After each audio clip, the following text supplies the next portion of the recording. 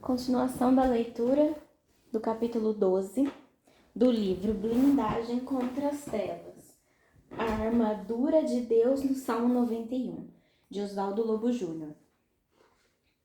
Continuação do capítulo 12, Pisando na Cabeça da Serpente, página 257. Todo crente deve esmagar. É fundamental saber que Jesus já posicionou os pés de todo filho de Deus sobre a cabeça da serpente, e que esse alistamento o levará a uma batalha contra o inimigo humilhantemente já vencido debaixo dos pés do Senhor.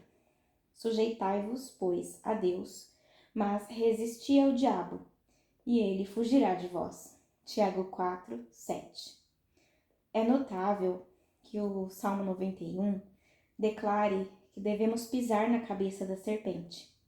E isso, ao contrário do que alguns pensam, não é uma obra para Deus, mas é uma questão de responsabilidade do crente. Como vimos, a Bíblia apresenta a realidade da vitória do Senhor sobre os demônios ao relatar que o Deus da paz esmagará Satanás debaixo dos pés de vocês. Romanos capítulo 16, versículo 20. Há uma impressão de que Deus esmagou sozinho, mas o que o texto quis dizer é que o inimigo seria posto debaixo dos pés do crente e que então seria esmagado. Não quer dizer que Deus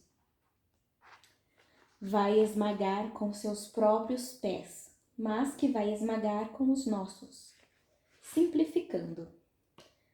Sendo apenas humanos, não temos força em nós mesmos para capturar, submeter e esmagar um anjo poderoso, Satanás, e as suas hostes das trevas. Então, Deus, o Todo-Poderoso, captura-o, coloca-o sob os nossos pés e nos dá força para esmagá-lo.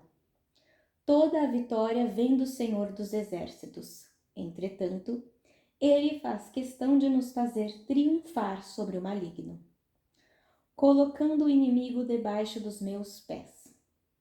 Há um exemplo disso que relaciona um antigo costume bíblico, praticado ao fim de cada batalha pelo exército vencedor, que submetia publicamente os inimigos vencidos.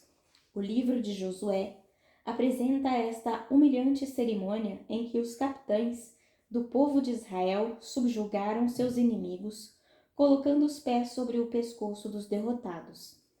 Os 5 reis foram tirados da caverna. Eram os reis de Jerusalém, de Hebron, de Jarmut, de Laques e de Eglon. Quando os levaram a Josué, ele convocou todos os homens de Israel e disse aos comandantes do exército que o tinham acompanhado: venham aqui e ponham o pé no pescoço destes reis. E eles obedeceram. Disse-lhes Josué: não tenham medo, não se desanimem, sejam fortes e corajosos. É isso o que o Senhor fará com todos os seus inimigos. É isso que o Senhor fará com todos os inimigos que vocês tiverem que combater. Josué, capítulo 10, versículos 23 a 25. Entenda que existem 2 expressões reveladoras. A primeira, que os pés sobre as cabeças eram dos capitães de Israel. E a segunda, a declaração de que o Senhor fará com todos os inimigos. Fica claro que o poder de Deus vai à frente do povo de Israel e que ele vence o inimigo, mas faz questão de usar os pés de seus filhos para o golpe final. Por isso, nenhum adversário espiritual será capaz de resistir ao crente fiel. Então, regressaram os 70, possuídos de alegria, dizendo: os próprios demônios se nos submetem pelo teu nome. Mas ele lhes disse: eu vi Satanás caindo do céu como um relâmpago.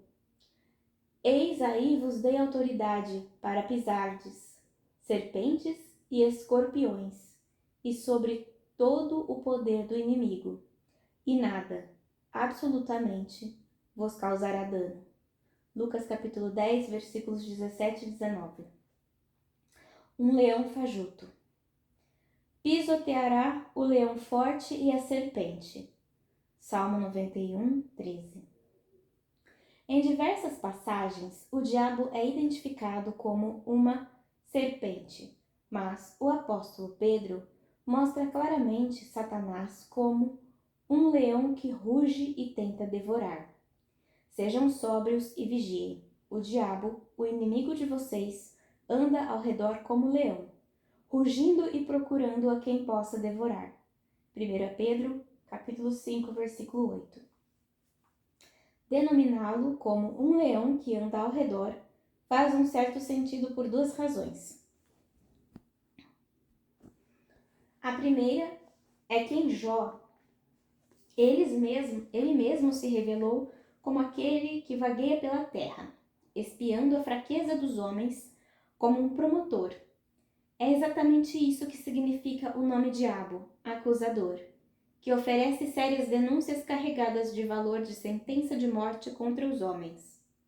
Em segundo lugar, anda como um leão porque o desejo do diabo sempre foi ser como Deus.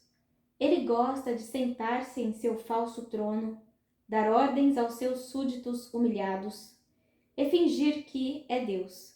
Mas, na verdade, sabemos que é só um derrotado.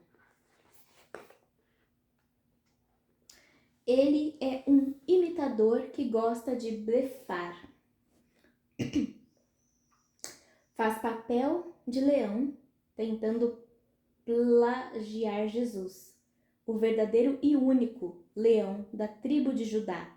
Apocalipse capítulo 5, versículo 5. Mas será, eternamente, apenas a estrela que perdeu o brilho e que foi reduzida a cinzas no chão. Ezequiel 28, 18. Porém, o apelo do apóstolo não é sem fundamento. Estar vigilante é o mesmo que manter-se alerta. Esse mesmo mandamento havia sido dado por Jesus ao próprio Pedro, no jardim, durante os momentos de sua imensa agonia no Getsêmani. Marcos capítulo 14, versículo 38. Mas Pedro, que estava sonolento e não conseguiu vigiar nem por uma hora, não percebeu a aproximação do príncipe das trevas e acabou negando a Jesus. O fato de estarmos no lado vitorioso da guerra e termos paz no íntimo não nos dá direito de relaxar e sair para umas férias espirituais. Há um amargo conflito em progresso e temos de combater contra os principados, contra as potestades, contra os príncipes das trevas deste século, contra as hostes espirituais da maldade nos lugares celestiais. Efésios capítulo 6, versículo 12. Treinado para vencer. Apesar de lutarmos no lado do exército que enverga a bandeira do Senhor dos Exércitos e que ele jamais perdeu qualquer guerra, existe uma clara intenção de Deus em ensinar seus filhos a viverem uma vida vitoriosa. Em meu livro, Autoridade sobre as Trevas, apresento o processo de ensino em que o próprio Deus é professor e que prepara algumas provas com o propósito de treinar o seu povo na prática da guerra e dar experiência contra os seus inimigos. São estas as nações que o Senhor deixou para pôr à prova todos os israelitas que não tinham visto nenhuma das guerras em Canaã. Fez isso apenas para treinar na guerra os descendentes dos israelitas, pois não tinham tido experiência anterior de combate. Juízes 3, de 1 a 12. A Bíblia levanta uma avalanche de alertas para que os cristãos se preparem para um combate que certamente virá, mais cedo ou mais tarde. E nenhum recruta se tornará um valente soldado se não treinar com diligência. Por isso, o melhor instrutor de combate nos exorta a vestir toda a armadura preparada por Deus para podermos ficar firmes contra as ciladas do diabo, e para que possamos resistir no dia mau e permanecer inabaláveis. Efésios capítulo 6, versículos de 11 a 13. Esse apelo deixa claro que o inimigo é ardiloso e que não se pode enfrentá-lo sem o devido preparo e treinamento. Deus é o que me cinge de força e aperfeiçoa o meu caminho. Faz os meus pés como os das cervas e põe-me nas minhas alturas. Ensina as minhas mãos para a guerra, de sorte que os meus braços quebraram um arco de cobre. Também me deste o escudo da tua salvação. A tua mão direita me susteve, e a tua mansidão me engrandeceu. Salmo, capítulo 18, versículos 32 a 35. A indiferença e a desatenção no treinamento podem significar uma desastrosa e humilhante derrota. É preciso ficar atento e reconhecer a gravidade do conflito em que o homem está vivendo, além de sempre manter-se pronto para lutar e vencer as pelejas. Bendito seja o Senhor, a minha rocha, que treina as minhas mãos para a guerra e os meus dedos para a batalha. Salmo 144, 1. Um soldado não deve ter nenhum medo de lutar. Ao viver debaixo das asas e receber toda a armadura de Deus, como vimos nos capítulos 6 e 7, temos a proteção blindada do céu e as mais poderosas armas para derrotar o maligno. Ele não poderá opor-se à autoridade que o crente já recebeu do Senhor.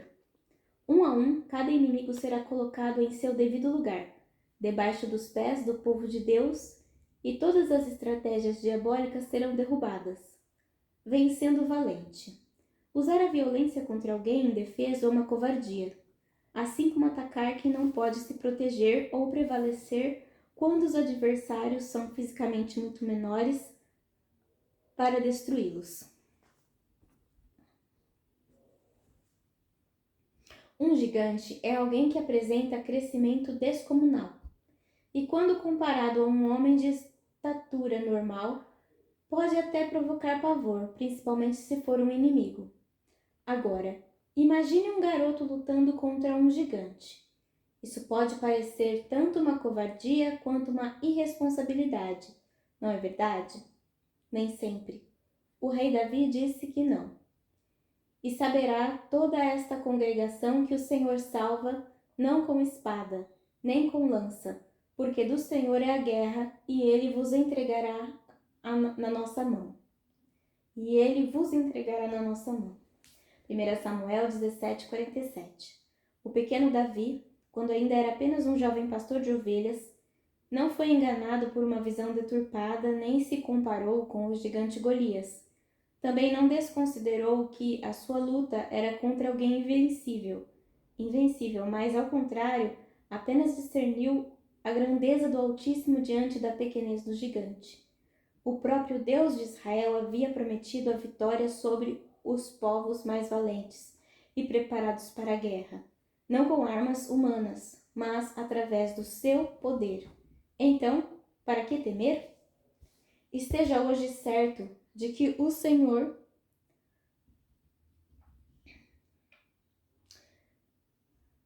o seu Deus, Ele mesmo vai adiante de você como fogo consumidor.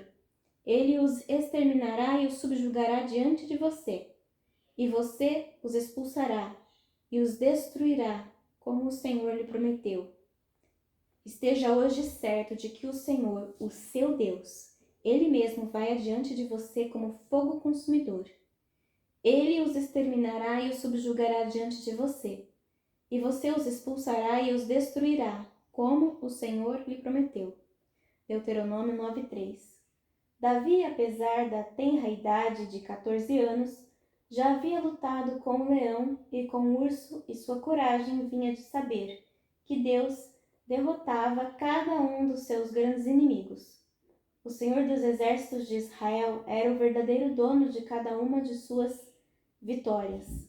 Por isso, não tem o gigante filisteu. Teu servo é capaz de matar tanto um leão quanto um urso. Esse filisteu incircunciso será como um deles, pois desafiou os exércitos do Deus vivo. O Senhor que me livrou das garras do leão e das garras do urso, me livrará das mãos desse gigante.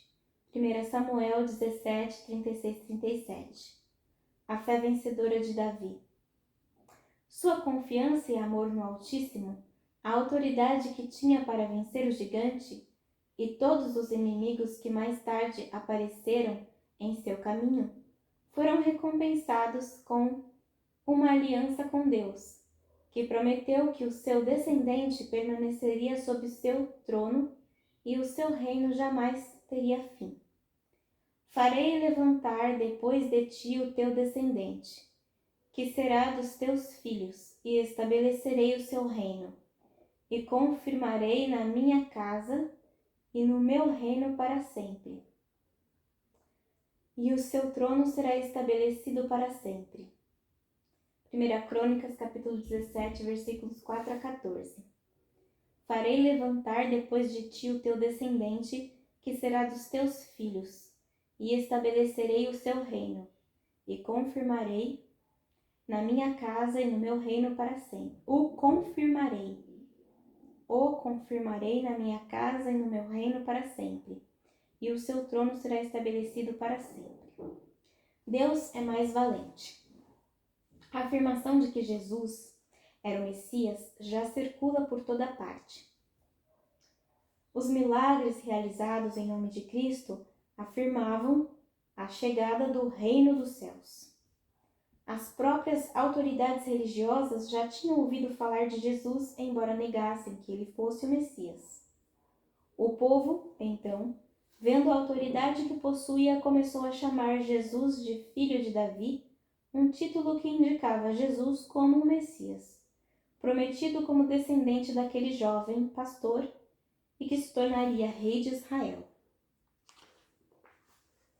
Jesus aproximou-se deles e disse: Foi-me dada toda a autoridade no céu e na terra.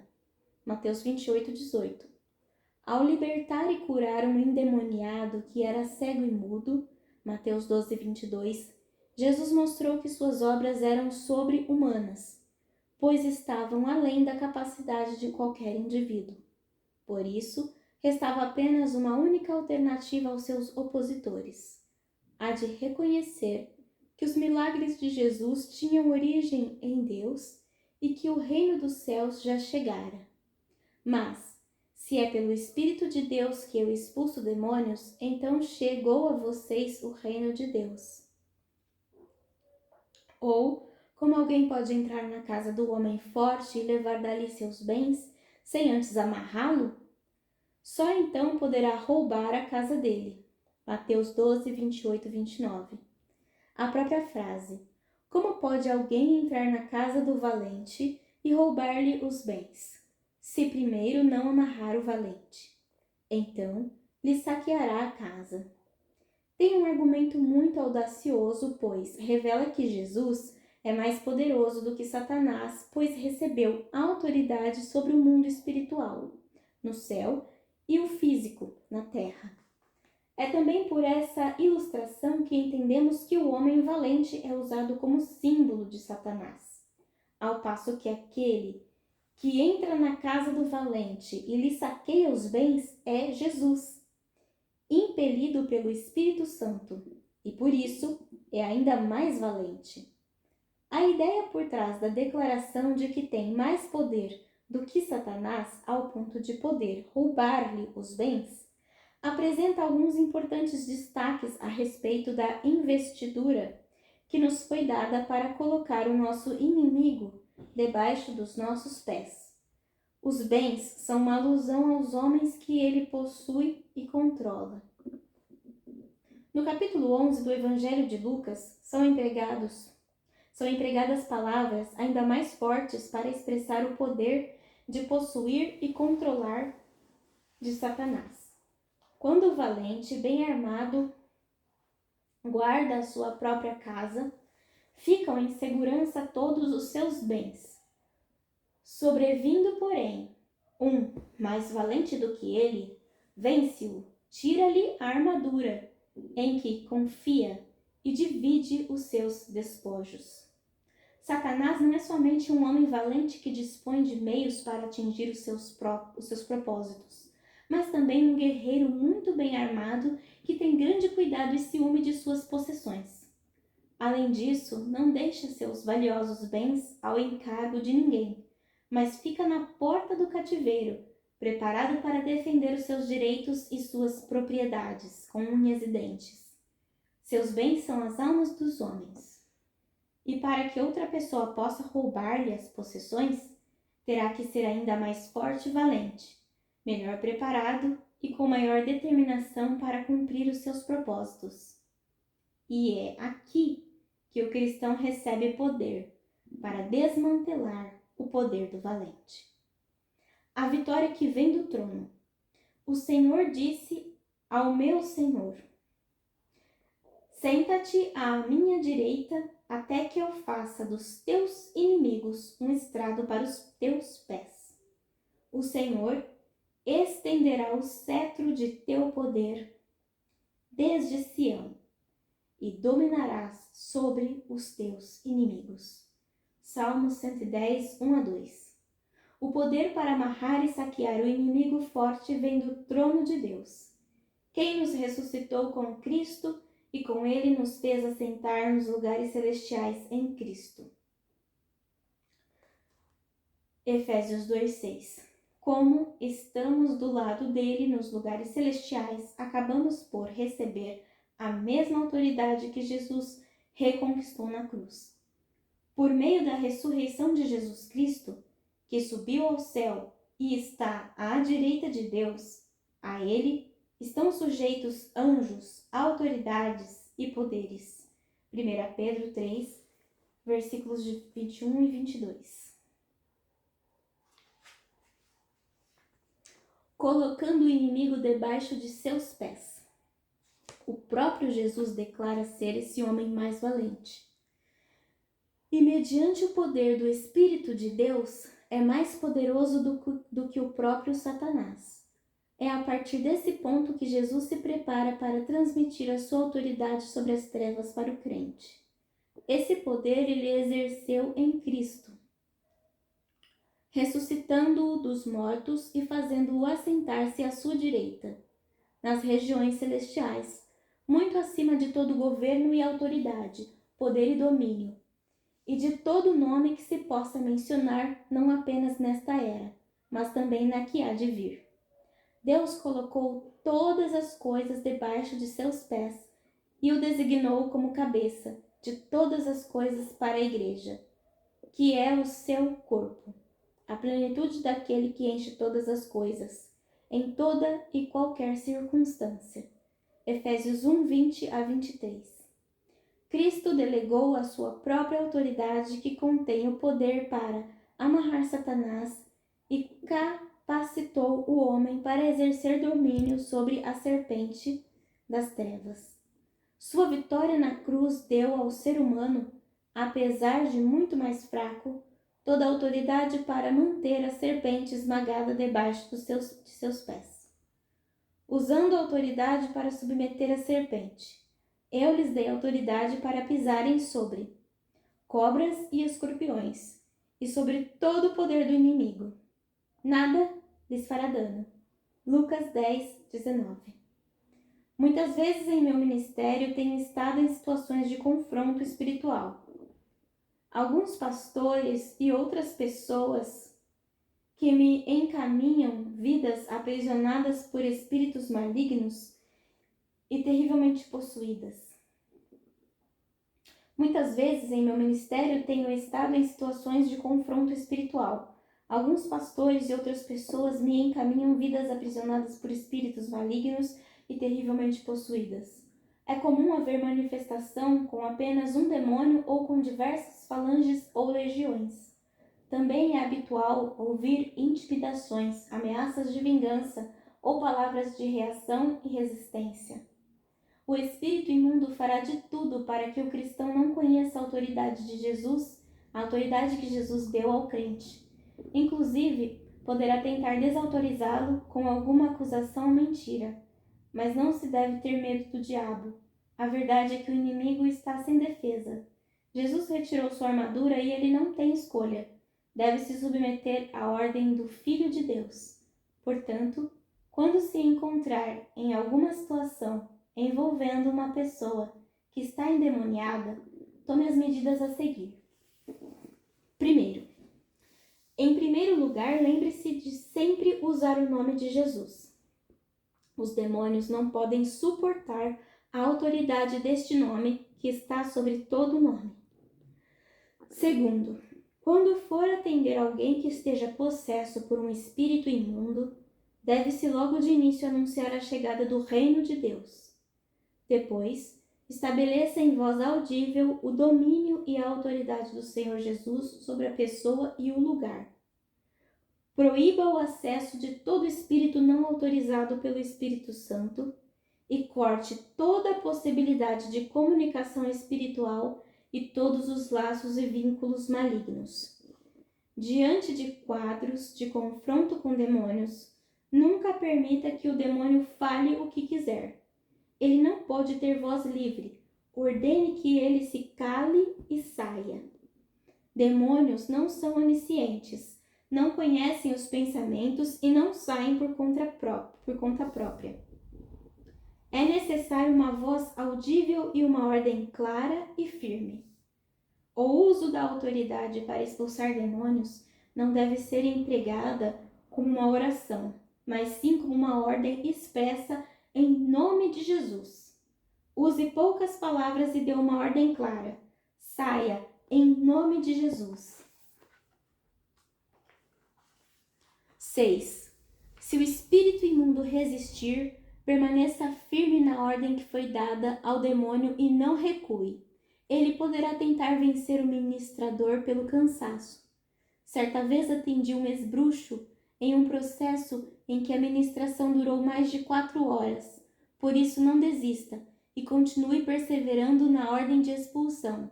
Ele é rebelde, mas terá que se submeter. 7. O demônio pode demorar a sair por 3 razões principais. Há um pecado encoberto, o qual alimenta o demônio, entre aspas. Alimenta, entre aspas, o demônio. Lembre-se que eles habitam no segredo da iniquidade. A vítima gosta e é aliada ao espírito imundo. O pecador deve querer ser liberto. Caso contrário, permanecerá enjaulado. E por fim, o despreparo espiritual do ministrador. Vida de oração e jejum são fundamentais. Em outros casos de resistência espiritual, peça para que o Senhor envie seus anjos como reforço.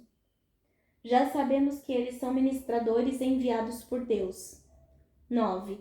Em situações em que envolvam violência contra o ministrador ou contra a própria vítima, a corrente amarre o espírito imundo. Dê a seguinte ordem: saia sem violência. Sem violência. Está amarrado em nome de Jesus. Esta ordem é impressionantemente obedecida. E o espírito imundo imediatamente colocará as mãos atadas atrás do corpo.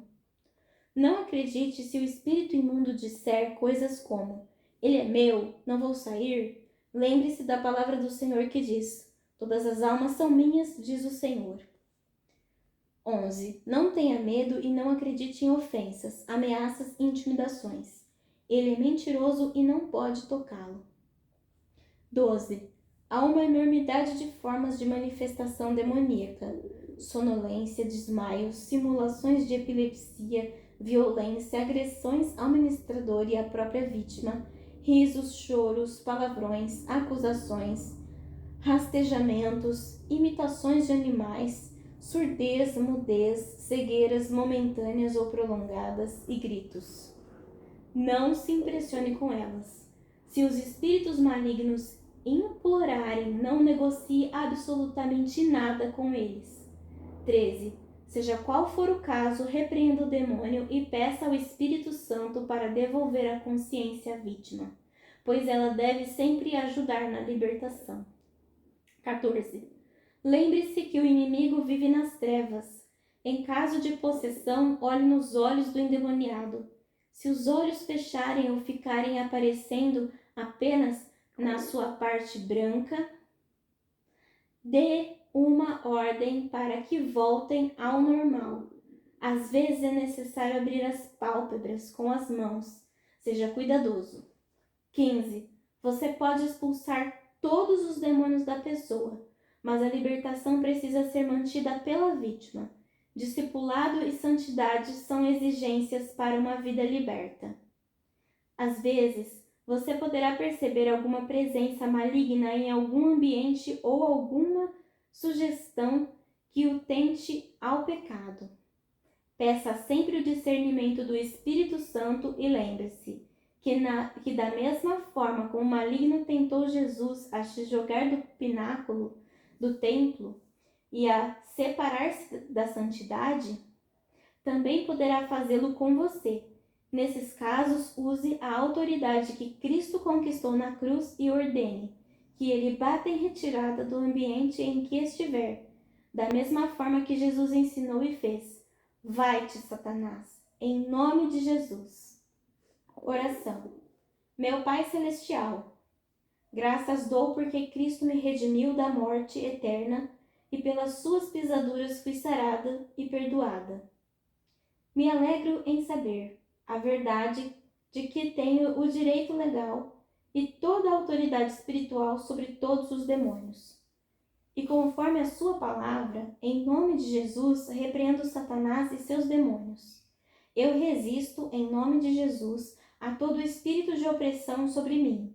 Em nome de Jesus, eu amarro, amordaço e expulso da minha vida todo espírito de engano, acusação, desânimo, impossibilidade, insegurança.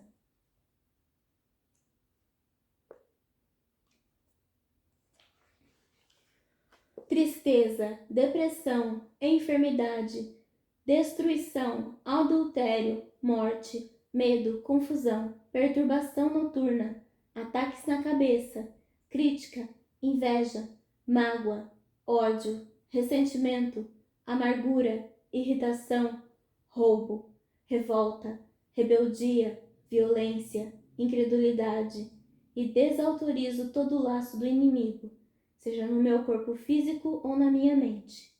Eu repreendo a todos os demônios das trevas, potestades, principados e as forças espirituais da maldade. Dou uma ordem para que se retirem da minha vida e não voltem nunca mais. Dou uma voz de comando no mundo espiritual para que toda causa de sofrimento e enfermidade saia da minha vida, da minha casa, da minha família, dos meus negócios, da minha história e do meu futuro. Oro em nome de Jesus Cristo. Amém. Fim do capítulo 12, página 270. Fim da parte 2 de 2.